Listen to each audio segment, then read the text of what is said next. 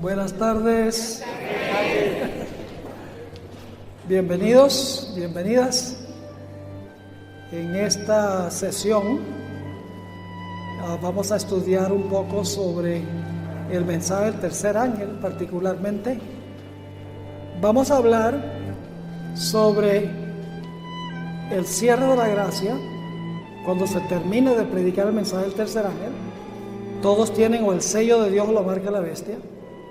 Luego vamos a hablar del tiempo de angustia y entonces la liberación del pueblo de Dios al final del tiempo de angustia. Pero antes de eso vamos a tener una oración para pedir que Dios nos acompañe. Voy a darles más o menos unos 15 minutos al final para que puedan hacer preguntas y comentarios.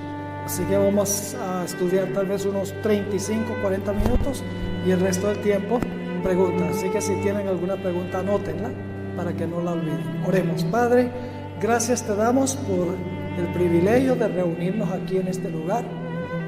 Gracias porque han venido todos estos jóvenes, todas estas señoritas a este congreso. Tú nos trajiste con un propósito muy especial y es recargar nuestras baterías espirituales para salir y compartir con los que perecen las buenas nuevas del mensaje que tú le has dado a nuestra iglesia. Te pido, Señor, que bendigas nuestro estudio esta tarde, que quede claro y que nos capacite para prepararnos nosotros y para preparar a otros también para el reino. Gracias por tu compañía. Reclamamos esa promesa en el precioso nombre de Jesús. Amén. Quiero mencionar en primer lugar que cuando se cierra la puerta de la gracia y vaya a venir el tiempo de angustia, hay 6 comunes denominadores que hay que tomar en cuenta. Número 1 es que va a haber un remanente fiel. En segundo lugar, el remanente va a tener enemigos que en realidad se oponen a ellos y quieren destruirlos, desarraigarlos de la tierra. En tercer lugar, como resultado de esto, el remanente sufrirá un tremendo tiempo de angustia. La Biblia dice cual no se ha visto jamás en la historia del mundo.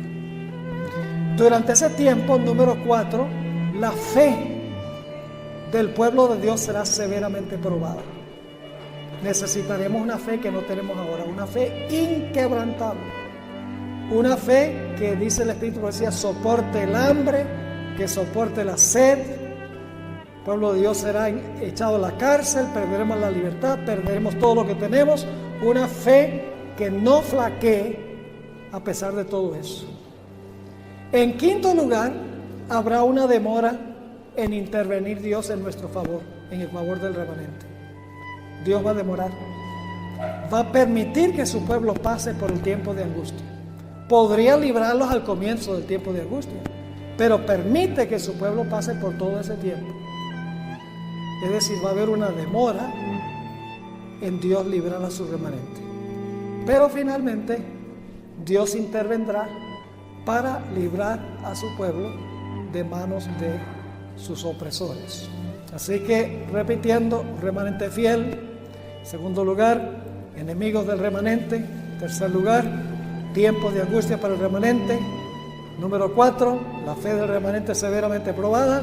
Número 5, Dios demora a intervenir para librar a su remanente, pero después de la demora, Dios interviene para librarlos. Ahora, el primer ejemplo que quiero darles de esto, esta mañana en una de las sesiones, yo di 3 ejemplos de estos comunes denominadores, porque tengo un tema donde hay 10 ejemplos bíblicos de todos estos comunes denominadores, pero voy a empezar con una parábola que encontramos en Lucas 18. Así que si van conmigo en sus Biblias a Lucas 18, vamos a examinar esta parábola, versículos 1 al 8.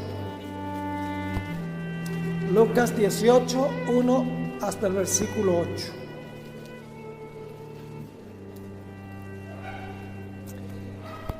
Si ustedes miran en sus Biblias, el subtítulo dice: la parábola del juez injusto. Ese es un mal nombre. En realidad debería llamarse la parábola de la viuda persistente, porque la parábola no tiene tanto que ver con el juez, tiene más bien que ver con la viuda. Ahora, esta parábola se aplica a todas las épocas. La lección que quiso enseñar Jesús es una lección para todos los tiempos, pero se aplica especialmente durante el tiempo de angustia, al final de la historia. Es especialmente para esa época. Ahora, ¿cómo sabemos eso? Porque si ustedes miran lo que viene antes de la parábola, van a encontrar que inmediatamente antes Jesús ha estado hablando, como en los días de Noé, así será la venida del Hijo del Hombre. Como fue en los días de Lot, así será la venida del Hijo del Hombre. Es decir, capítulo 17 de Lucas termina con esos textos sobre la segunda venida. La parábola termina con una pregunta: cuando venga el Hijo del Hombre, ¿hallará fe en la tierra? Es decir, la parábola se encuentra entre dos referencias a la segunda venida. Eso significa que esta parábola se aplica especialmente en la época inmediatamente antes de la segunda venida de Jesús. Ahora vamos a examinar esta parábola paso a paso. En el versículo 1 dice: también les refirió Jesús una parábola sobre la necesidad de orar siempre y no desmayar. Esa es la lección que quiso enseñar con esta parábola, que es necesario orar siempre y no rendirnos, no desmayar, perseverar, en otras palabras, en la oración. Y luego viene la parábola de Jesús para ilustrar esa lección, diciendo: había en una ciudad un juez. Así que el primer personaje de la parábola es un juez, que ni temía a Dios ni respetaba a hombre. Primer personaje de la parábola, un juez. Versículo 3: había también en aquella ciudad una viuda. Así que segunda actora en este drama es una viuda. Y luego sigue diciendo: la cual venía a él. Ahora, cuando dice venía, en este momento de la parábola no está completo el pensamiento con la traducción venía. Vamos a ver en un momento que esta viuda no venía una vez o dos veces, dice que venía y venía y venía y venía y venía. Insistía, no se rendía. Pero se traduce aquí venía. Pero en un momento vamos a ver que venía y venía y venía. Porque siempre hay que orar y no qué, y no desmayar. Y la viuda le va a hacer una petición al juez. Así que dice: había también en aquella ciudad una viuda, versículo 3, la cual venía a él diciéndole: hazme justicia de mi adversario. Oh, el tercer actor en la parábola, un adversario de la viuda. Y los que han estudiado esta parábola han llegado a la conclusión que lo que ocurrió fue que esta mujer, el esposo de esta mujer, tenía deudas inmensas con acreedores.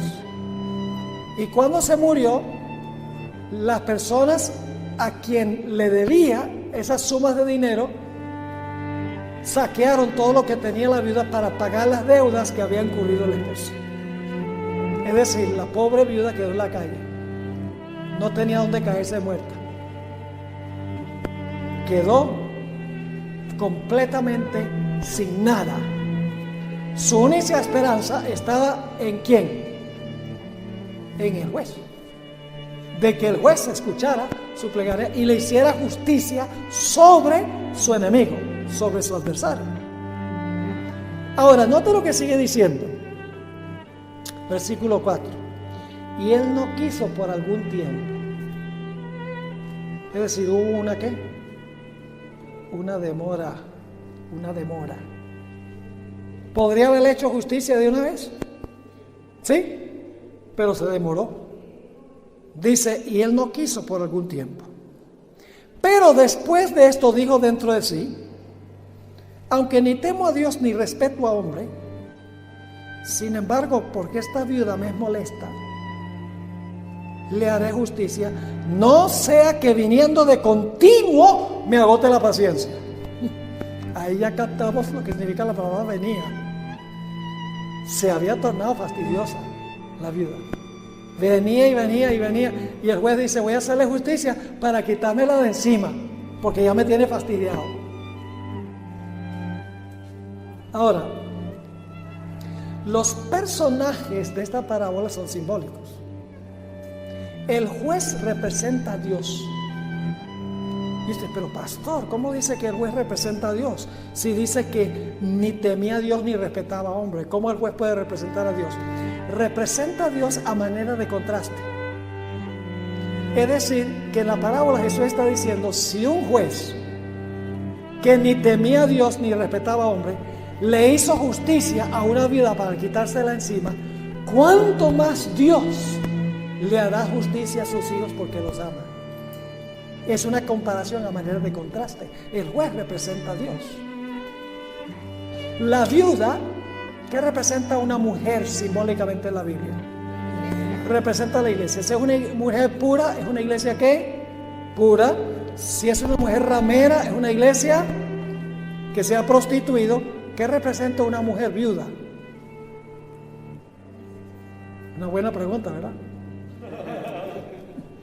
Una mujer viuda, esta mujer había perdido todo. Debe representar la iglesia que lo ha perdido todo. ¿Cuándo es que la iglesia va a perderlo todo? ¿Cuándo es que los miembros de la iglesia van a perder todo lo que tienen? En el tiempo de angustia. Todo lo vamos a perder. Lo único que no se va a perder es la vida. Todo lo que tenemos, todas nuestras propiedades, dinero, casas, carros, ropa, libertad, todo eso se va a perder. Ahí está representada la vida. Una iglesia destituida de todo apoyo humano. ¿A dónde va a radicar la esperanza, la única esperanza de la iglesia en esa situación? En el juez. ¿Y quién es el juez? El juez es Dios. Ahora, ¿quién es el adversario que le habrá quitado todo al pueblo de Dios? Satanás. Esa palabra adversario, antidikon en griego, se usa solo 3 veces en el Nuevo Testamento. Uno de esos versículos es 1 Pedro 5:8. Vuestro adversario, el diablo, anda cual león rugiente buscando a quien devorar. El adversario que le va a quitar todo a la iglesia es Satanás. ¿Y qué va a hacer el pueblo de Dios? ¿Se va a rendir? Decir, no, que va, yo le pido al juez que me haga justicia y el juez no me hace justicia y yo me voy. No. ¿Qué va a hacer la iglesia que lo ha perdido todo? ¿Los fieles? Van a seguir viniendo y viniendo y viniendo y viniendo. No se van a rendir en pedir que Dios les haga justicia sobre su adversario. Pero va a haber una demora. Vamos a ver la explicación que dio Cristo de la parábola. Versículo 6. Y dijo el Señor, oíd lo que dijo el juez injusto. Ahora viene la explicación de la parábola. ¿Y acaso Dios, que es el juez, no hará justicia a sus quiénes? ¿Qué representa la viuda entonces? A los escogidos. ¿Cuándo van a vivir los escogidos? Lo único que tiene que hacer es ir a Mateo 24, les va a decir cuándo es que van a vivir los escogidos.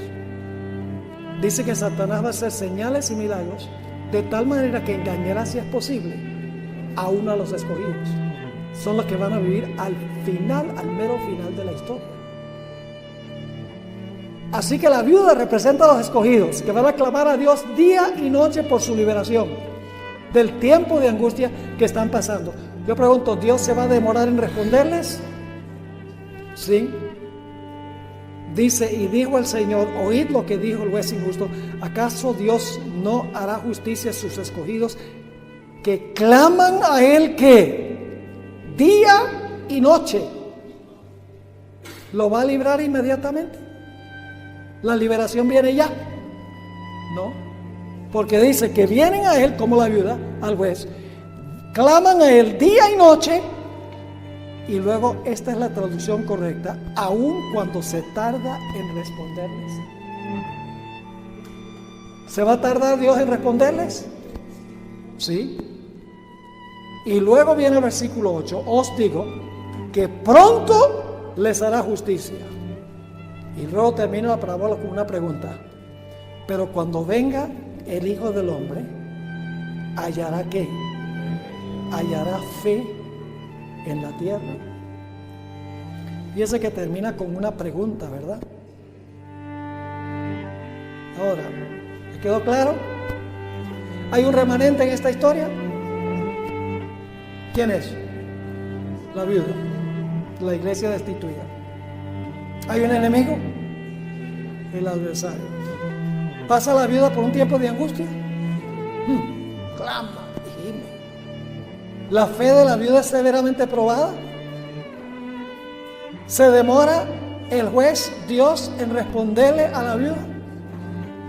Pero finalmente le hace justicia. Eso es lo que va a pasar en el tiempo de angustia. Pero tendremos que pasar por un tiempo donde la fe va a ser severamente probada. Esa fe hay que desarrollarla ahora, porque ya cuando lleguemos a ese tiempo será demasiado tarde. Ahora, el siguiente ejemplo que quiero darles es el ejemplo del libro de Esther. Y esto lo voy a hacer brevemente. Ustedes conocen la historia del libro de Esther, ¿verdad? ¿Quién sería el remanente en el libro de Esther? Mardoqueo. ¿Quién es el enemigo? Amán, que lo quiere destruir. ¿Pasa Mardoqueo y al pueblo un terrible tiempo de angustia?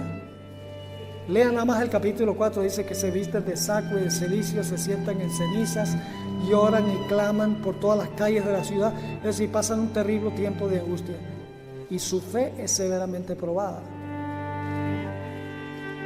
¿Se demora Dios en librarlos? Ustedes tienen que leer todo el libro y todas las circunstancias, estar todo el tiempo bajo el decreto de muerte. Finalmente, al final de la historia, es que Dios interviene para librarlos de manos de sus enemigos. La sierva de Dios dice que la historia de Esther se va a repetir en su pueblo al final de la historia. Ahora, el ejemplo especial que quiero compartir con ustedes es la experiencia de Jesús. Porque más que cualquier otro ejemplo, la experiencia de Jesús ilustra aquello por lo cual va a pasar el pueblo de Dios. En la historia de Jesús, lógicamente el remanente sería Jesús. Estábamos hablando ya del final de su vida. El remanente fiel es Jesús. ¿Tenía enemigos Jesús hacia el final de su vida? Muchos. El diablo era uno, el enemigo invisible. Pero el diablo usó a Judas, Pilato, Caifás, el pueblo judío. Todos se lanzaron en contra de Jesús. Ahora, ¿pasó Jesús por un terrible tiempo de angustia al final de su vida? ¿Han leído la historia del Getsemaní? Tremendo. 3 veces Jesús le rogó a su padre que si fuera posible le quitara la copa. ¿Sabe lo que tenía la copa? La ira de su padre contra el pecado, porque él había tomado sobre sí los pecados de toda la raza humana. Es decir, que ahora Jesús en el huerto del Getsemaní está agonizando. Padre, si puede pasar esta copa de mí, que suceda, pero no sea hecha mi voluntad sino la tuya. Tan terrible era su tiempo de angustia, su agonía, que dice que sudaba grandes gotas de sangre.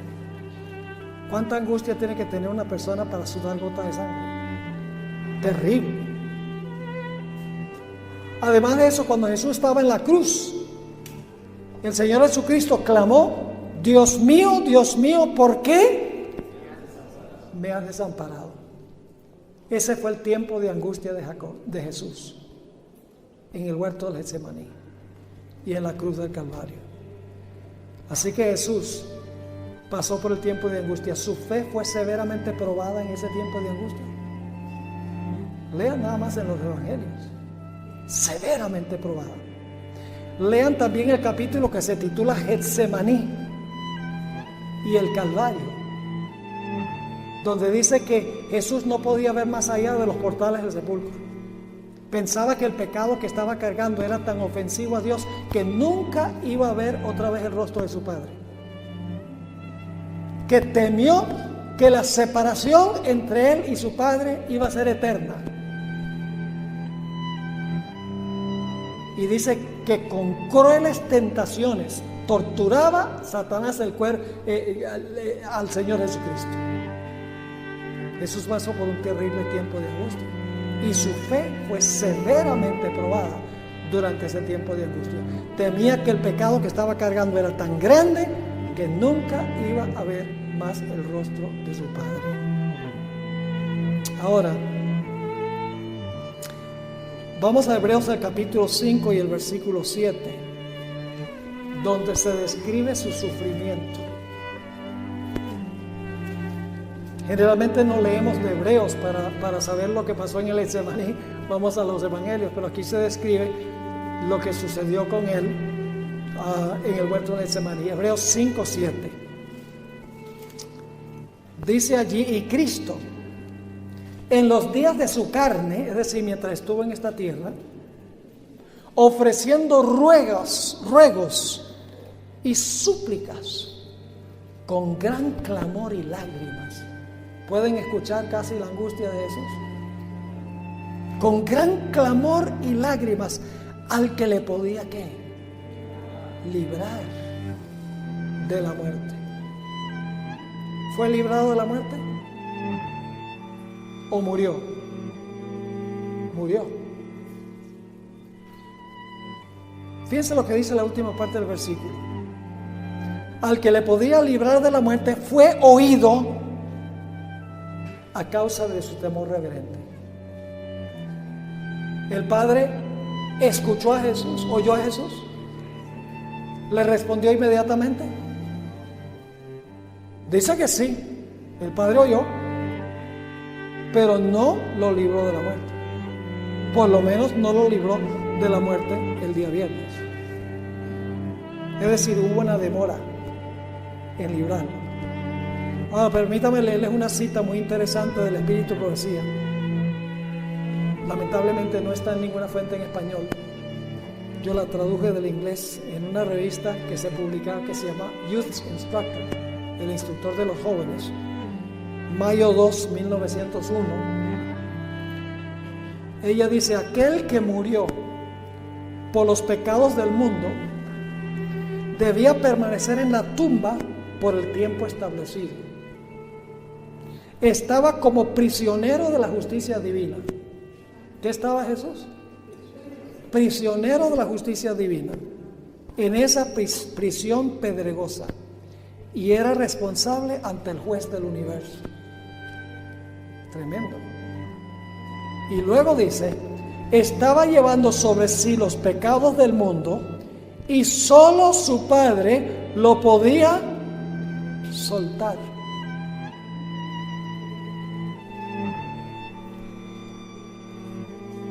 ¿Lo escuchó su Padre? ¿Le respondió inmediatamente en la cruz?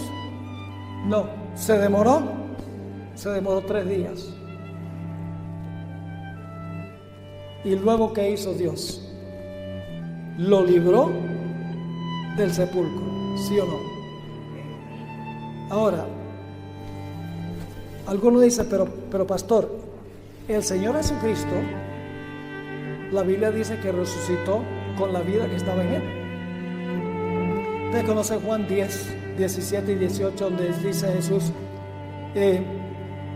yo pongo mi vida y la vuelvo a tomar. Tengo autoridad para ponerla y tengo autoridad para volverla a tomar. Y entonces algunos dicen, nadie me la quita. Entonces, ¿cómo dice usted que él estaba allí en el sepulcro, prisionero de la justicia divina, cuando el Señor Jesucristo se resucitó él mismo el tercer día? Bueno, la respuesta es que Jesús, no leemos los dos versículos, Juan 10, 17 y 18. Se nos olvida leer la última frase del versículo 18, donde Jesús dice: nadie me quita la vida, yo la pongo, la vuelvo a tomar, tengo autoridad para ponerla, tengo autoridad para volverla a tomar. La gente lee esos dos versículos, pero se le olvida leer la última partecita, donde Jesús dice: este mandato recibí de mi Padre. ¿De dónde recibió Jesús la autoridad para resucitarse por la vida que estaba en él? De su Padre. Le voy a explicar lo que sucedió la mañana de la resurrección. La Biblia explica parte, el Espíritu Profecía lo amplía. Descienden dos ángeles del cielo. Un ángel quita la piedra y se sienta encima de la piedra. El otro ángel se para delante del sepulcro y dice: oh Hijo de Dios, tu Padre te llama. En ese momento hay un terrible terremoto y el Señor Jesucristo sale del sepulcro por la vida que estaba en él mismo. Pero solo salió, solo tomó su propia vida porque su Padre le autorizó que lo hiciera. Es decir, se resucitó por su misma vida, pero tenía que recibir permiso del Padre porque era prisionero de la justicia divina, como leímos. Yo pregunto, después de la demora, ¿Dios libró a Jesús del sepulcro? ¿Cómo no? Sí libró a Jesús del sepulcro. Entonces tenemos todos los elementos en la experiencia de Jesús. Tenemos un remanente fiel que pasa por un terrible tiempo de angustia, que tiene enemigos que quieren destruirlo. Su fe es severamente probada. Hay una demora de parte de Dios de librarlo. Por eso suda gotas de sangre, ruega que se le quite la copa, le dice al Padre: ¿por qué me has desamparado? Pero después de la demora, Dios el Padre interviene y le autoriza que Él resucite por la vida que estaba en Él. El tiempo de angustia de Jesús, la hermana White dice que el tiempo de angustia por el cual pasó Jesús, su pueblo va a volver a pasar por el mismo tipo de tiempo de angustia. Así que vamos a necesitar la misma fe que tuvo Jesús. Ahora, el último punto que quiero tratar es tratar de contestar una pregunta, y es esta: ¿por qué razón, si Dios ama a su pueblo, va a permitir que su pueblo pase por ese tiempo de angustia tan terrible, tan agonizante, donde su fe es severamente probada, donde todo lo pierden y donde inclusive parece que el mismo Dios los ha abandonado? Hay dos razones. Y la mejor explicación que yo he encontrado en la Biblia para explicar por qué va a permitir Dios que pase su pueblo por este tiempo, no va a morir nadie, pero sí va a ser la fe severamente probada, se explica mejor en una historia que conseguimos en el Antiguo Testamento, la historia de Job.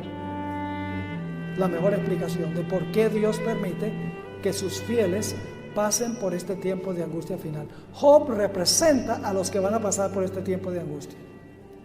Así que le voy a relatar brevemente la historia de Job para que ustedes se den cuenta todos los elementos. En la historia de Job, la historia comienza pintando a Job. ¿Quién era Job? Empieza diciendo que era un hombre súper rico. Empieza en la tierra, un hombre súper rico, 10 hijos e hijas, tenía mucho ganado, muchos camellos, tenía muchos siervos, tenía una buena esposa, mejor dicho, tenía todo lo que el corazón podría desear. Así se pinta a Job al comienzo del libro. Luego la escena cambia al cielo, y ahora en el cielo se está celebrando una reunión donde vienen a presentarse todos los hijos de Dios, que son los representantes de los mundos que nunca pecaron. Y Dios ve a Satanás en esa reunión, y Satanás está ahí porque le robó el puesto a Adán. Cuando Adán se convirtió en esclavo de Satanás. Satanás ahora era el Señor, usurpó la posición de Adán. Y entonces Dios le dice a Satanás, mire, ¿de dónde vienes? De rodear la tierra y de andar por ella. Entonces Dios le dice, ¿no has visto a mi siervo Job? Hombre recto, temeroso de Dios, apartado del mal. Vive en tu territorio, pero es siervo mío. Recuerden que están escuchando todos los representantes, todo el universo está observando esto. Y Satanás le dice a Dios, pues claro que te sirve. Tú lo has cercado con un vallado y no me permites que yo lo toque. Además de eso, tú has prosperado la obra de sus manos. Es riquísimo. Tú no has permitido que él tenga ninguna prueba. La vida de él ha sido fácil. Él te sirve por los panes y los peces. Te sirve por todo lo que tú le das. Te sirve por interés. Pero si tú le quitaras todo, te blasfemaría tu rostro. Y están escuchando los representantes del universo.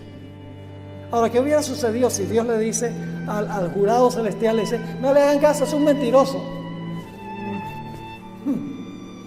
Hubieran pensado, ¿de verdad que Dios le ha puesto una protección a Job y lo prosperó con todo? Y quién sabe si este tenga razón. Hubieran quedado dudas en las mentes. Así que Dios dice, tú dices que me sirve por los panes y los peces, que me sirve por interés nada más. Quítale todo lo que tú quieras y verás que todavía será fiel.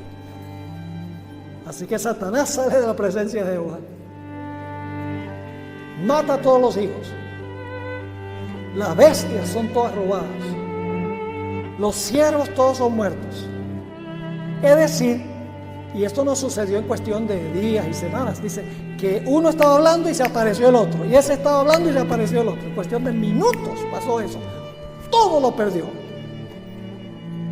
Y el universo está mirando a ver cómo va a reaccionar Job. Vamos a ver si sirve a Dios por los panes y los peces.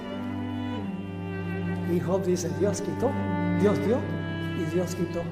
Sea alabado el nombre de Jehová. En esto no pecó Job. Y el jurado se le está diciendo, Dios tenía razón. Si hay un individuo que sirve a Dios por puro amor y no por interés.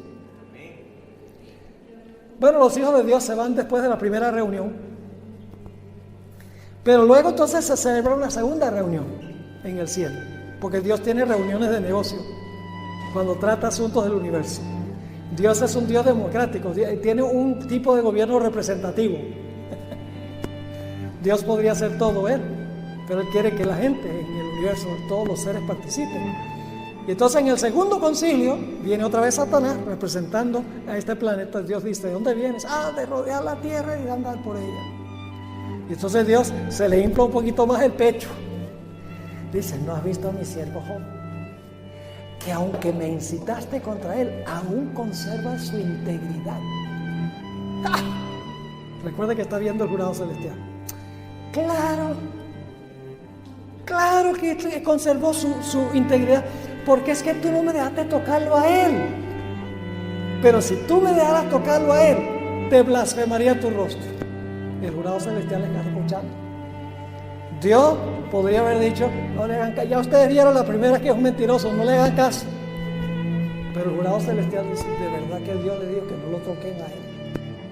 De pronto sirve a Dios solo por interés, porque todavía tiene su salud.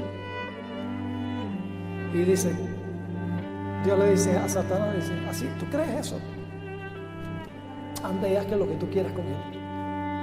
Lo único que te prohíbo es que le quites la vida. Claro, porque si le quita la vida, la prueba terminó. Así que le dice, preserva tu vida, su vida, pero haz lo que tú quieras con él. Y el jurado celestial está observando.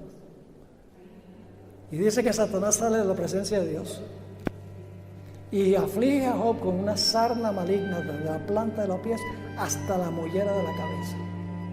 Y era tan terrible la rasquiña que tenía que rascarse con una teja. Imagínense cómo estaría de desfigurado al rascarse con una teja.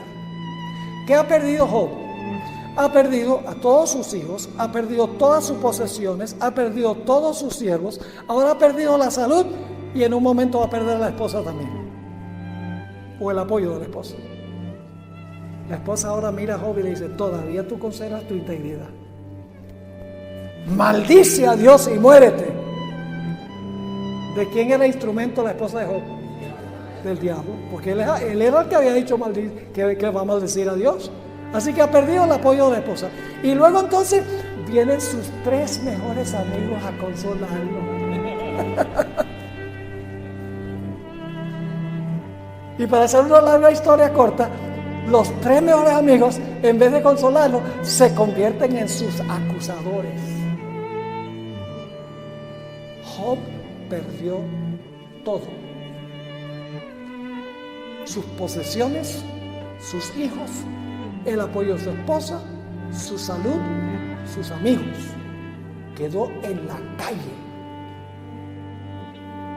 Y sin embargo, cuando concluye el capítulo 2, dice que Job conservó su integridad y su fidelidad a Dios. Pero la prueba no termina allí. Desde el capítulo 3 hasta el capítulo 38, ahora Job clama a Dios para que Dios le dé una explicación de lo que está pasando, porque lo que le está sucediendo es absurdo. Él era siervo de Dios, era fiel a Dios, mostraba su amor para con Dios, y le están pasando todos estos males y él no puede entender. Recuerden que él no tenía la Biblia como la tenemos nosotros para explicarle que el diablo hace estas cosas. Él no entiende lo que está pasando. Por lo tanto, en todos esos capítulos él empieza a clamar a Dios y le dice, por favor dime, ¿qué hice malo yo? Tú eres el juez. Hay mucho lenguaje legal, porque en realidad esta es una ilustración del juicio investigador. Hay todos los elementos de un juicio. Hay un acusador, hay un abogado defensor, hay un acusado, hay un jurado. Todo está allí. Es una ilustración de lo que sucede en el juicio investigador. Cristo defendiendo y Satanás acusando. Y desde el capítulo 3 hasta el capítulo 38, la primera parte, Job está clamándole a Dios que le explique lo que está pasando. Y básicamente dice, ¿por qué me has desamparado? Suena familiar, ¿verdad que sí? ¿Por qué? Contéstame. Yo sé que si tú permitieras que yo fuera tu tribunal, yo podría presentar mis argumentos y tú entenderías mi caso y fallarías a favor mío. Y la única respuesta de Dios es un rotundo silencio. Se parece a la historia de la viuda, ¿verdad? Seguía viniendo y viniendo y viniendo y viniendo, y Dios haciéndose el del oído gordo. Nada de respuesta. Silencio. Finalmente llegamos al capítulo 38. Ya Dios ha escuchado suficiente. Ha demorado muchísimo. Y entonces Dios le dice a Job, mira Job, ahora cállate tú que te voy a preguntar yo. ¿Dónde estabas tú cuando yo hice este mundo? Y luego Dios empieza a describir la creación día por día, en el orden en que aparece en Génesis. Dios describe su obra de la creación, la grandeza de su obra de la creación. Y Dios le dice, ¿tú tuviste algo que ver con esto? ¿Tú estabas ahí? ¿Tú sabes cómo hice yo esto? Le está preguntando. Y por cada pregunta que Dios le hace, Job se siente más y más pequeño y más pequeño y más insignificante, hasta que casi desaparece. Y después que Dios le muestra a Job su grandeza y la pequeñez de él en exigirle explicaciones a Dios, Job dice, bien, me callaste la boca, no voy a hablar más. Dijo que no iba a hablar más. Eso es en el capítulo 40. Pero Job volvió a hablar. Volvió a hablar después que Dios le mostró lo que aparece en el capítulo 41. Una de las cosas que ha sorprendido a los eruditos que han estudiado la historia de Job, y hasta disgustado a algunos eruditos, es que todos los personajes principales reaparecen al final del libro, pero Satanás aparentemente desaparece del libro, no aparece al final. Entonces los eruditos dicen, ve, el que causó todos los males, no se dice nada de él. Pero Satanás sí reaparece al final del libro, pero no tiene el nombre de Satán, sino el nombre de Leviatán. en el capítulo 41. El capítulo 41 lo describe como rey de todos los soberbios. Leviatán es el rey de todos los soberbios. Gracias a Dios tenemos otros pasajes del Antiguo Testamento que identifican al Leviatán. Por ejemplo, en el Salmo 74 dice que Leviatán tenía múltiples cabezas. Dice que Dios iba a aplastar las cabezas de Leviatán. Es decir, es un monstruo que tiene muchas cabezas. Cuando vamos a Isaías 27:1, dice que Leviatán es la serpiente retuerta y el dragón que habita en el mar. Ya empezamos a captar un cuadro interesante, porque ya hemos visto que se llama Satanás en Job 1 y 2. Se le llama serpiente y dragón en Isaías el capítulo 27 y el versículo 1. ¿Dónde aparece un pasaje en la Biblia que usa esos nombres? Apocalipsis 12 y el versículo 7. Fue lanzado fuera del cielo el gran dragón, la serpiente antigua que se llama Diablo y Satanás. En otras palabras, ¿quién es Leviatán? Leviatán era Satanás. Lo que no entendía Job era que esto no estaba causándolo Dios, lo estaba causando Satanás. Y entonces en el capítulo 42 Job dice: perdón, Señor, tengo que hablar de nuevo. Y dice: de oídas te había oído, pero ahora mis ojos te ven. No está hablando de sus ojos físicos, porque podía ver muy bien. Los ojos son el entendimiento. Dice: antes no entendía, pero ahora entiendo. Y Dios lo restauró con el doble de lo que había tenido antes. ¿Por qué permitió Dios que pasara Job por esta tribulación? Por dos motivos. Uno, para darle una revelación al universo, que Job servía a Dios por puro amor. Eso será lo que sucederá con toda una generación de santos al final de la historia, que se llaman los 144,000. Ellos demostrarán ante todo el universo que toda una generación al final de la historia sirve a Dios por puro amor, y van a decir: aunque me matare, aún en Él confiaré. Y todo el universo va a decir: Dios tiene razón, es posible servirle a Dios por puro amor. Y Satanás quedará desenmascarado ante el universo. Una segunda razón es que la tribulación va a terminar de purificar el carácter. La hermana White dice que consumirá la mundanalidad. Es más, Job entendió esto. Si puedo leerles este versículo, Job entendió esto cuando escribió en Job 23:10: cuando me hubiere probado, saldré como oro. Él sabía que iba a pasar por el horno. Él dice: cuando pase por el horno, dice, saldré como oro. Es decir, que el fuego tiene el propósito de consumir toda mundanalidad para reflejar perfectamente el carácter del Señor Jesús. Así que esa es la experiencia por la cual va a pasar el pueblo de Dios al final de la historia. Nosotros, yo creo que estamos, no es una profecía mía, pero creo que estamos viviendo los últimos momentos de la historia de este mundo. Si estamos vivos, vamos a pasar por ese tiempo y vamos a necesitar una fe que no tenemos ahora, una confianza que no tenemos ahora. Jesús dijo: el que es fiel en lo poco, en lo mucho será fiel. El que es infiel en lo poco, en lo mucho será infiel. Es decir, nosotros tenemos que aprender a confiar en Dios. Démosle gracias a Dios por las pruebas y las tribulaciones. No nos quejemos cuando pasamos: ay, perdí el trabajo, Dios no está conmigo, Dios no me quiere. Ay, fíjese, la novia me dejó. La culpa la tiene Dios. Tenemos la tendencia todo el tiempo de culpar a Dios por todo. El apóstol Pablo dijo: nos gozamos en las tribulaciones, porque las tribulaciones aumentan nuestra fe. La fe no puede aumentar sin prueba. Entonces, cuando tengamos pruebas, en vez de quejarnos, démosle gloria a Dios, Porque se está purificando el carácter, se está puliendo la piedra áspera para reflejar el carácter de Jesús.